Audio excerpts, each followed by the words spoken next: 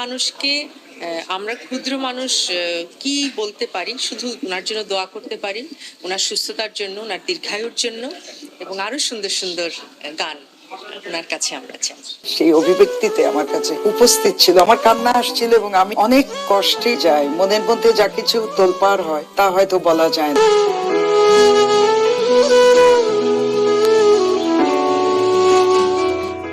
রুনা লায়লা আমার স্বামীকে কেড়ে নিয়েছে, এখন আমার মেয়ে আঁখি আলমগীরকেও কেড়ে নিল আমার কাছ থেকে।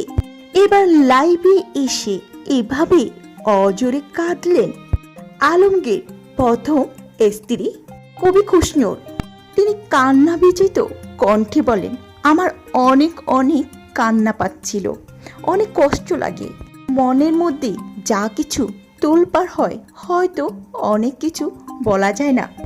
কারণ উনি আমাকে বলেছিলেন যে আমি, যেহেতু উনি ঘরে আমার গান শুনেছেন, উনি আমার রেঞ্জটা জানেন, তো উনি তখন বলেছিলেন যে আমি না তোমার এই ধুমধারাক গান শুনতে শুনতে বিরক্ত। উনি একদম এই ভাষায় বলেছিলেন, তোমার এমন কোনো গান থাকা উচিত যে গানটা তুমি পরে তুমি মানে তুমি থাকবে না, গানটা থাকবে।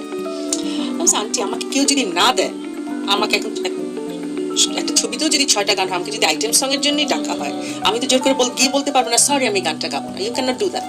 তা আমার কাছে যেই গান আসে আমি তো সেই গানই গাবো। আমি আঁখি আলমগীর এখন আমার চেয়েও তার সৎ মা রুনা লায়লাকে বেশি ভালোবাসে। তিনি আরও বলেন, রুনা লায়লা আমার সংসারটা শেষ করে দিয়েছে। আমার মেয়ে আমার চেয়েও তার জন্যই পাগল বেশি। বাবা আলমগীর দ্বিতীয় বিয়ে নিয়ে আঁখি আলমগীর কখনোই মন খারাপ করেননি, বরং সৎমার সঙ্গে তিনি অত্যন্ত সুন্দরভাবে জীবনযাপন করছে এবং সৎমার প্রশংসায় পঞ্চলাকে তার জীবনের আইডল বলে ব্যাখ্যা দিচ্ছে।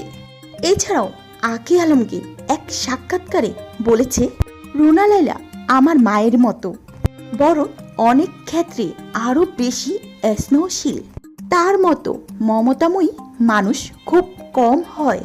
আঁখি আরও জানিয়েছেন, ছোটবেলা থেকে তিনি লায়লার স্নেহর ছায়ে বড় হয়েছিল। সঙ্গীতের পথে রুনা লায়লা শুধু সৎমাই ছিলেন প্রেরণা ও গুরু। সুর, তাল, গানের পরামর্শ থেকে শুরু করে প্রতিটি পদক্ষেপে পাশে ছিলেন তিনি।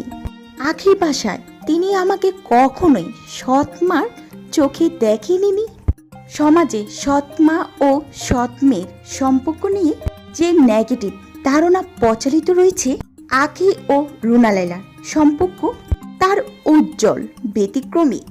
আজও আঁখি আলমগীর তার সৎমাকে নিয়ে গর্বিত।